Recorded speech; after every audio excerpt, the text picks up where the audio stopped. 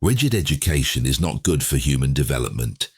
Children go to school, but not all learn and develop in the same way.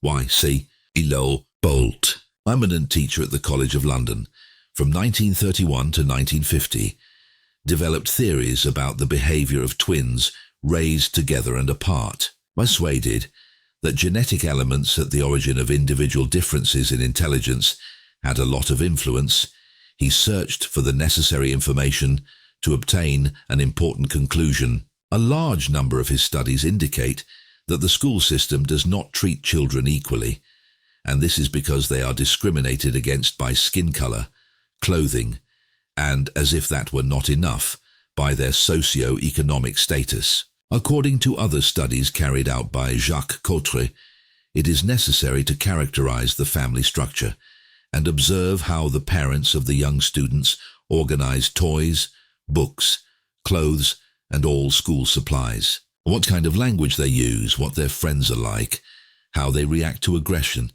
and how they use their free time. This is how Jacques Cotre was able to identify 3 types of family structure, which he called weak, soft, and rigid. Let us consider the rigid family structure.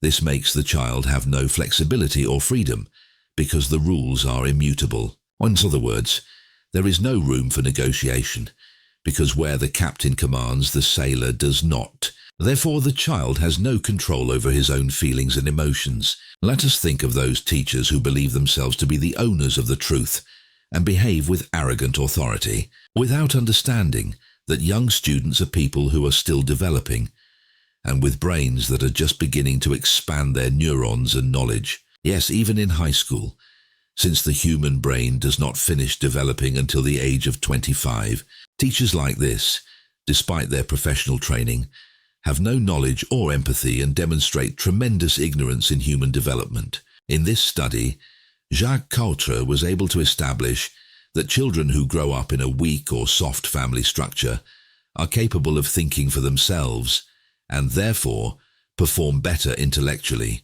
Obviously, values are linked to socioeconomic status and indicate that rigidity promotes a lack of freedom in children and has counterproductive consequences, although too much freedom can also lead to undesirable results. In conclusion, although many of these studies were done in the 19th century, it was only in the last 50 years that the conclusion was reached that authoritarian parents and teachers were wrong and continue to be wrong, since they do not consider social factors and human development. In addition, not all children have the ability to learn like others who grew up with a good diet.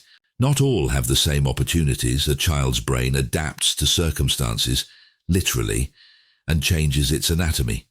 Expecting the same results is from ignorant parents and teachers.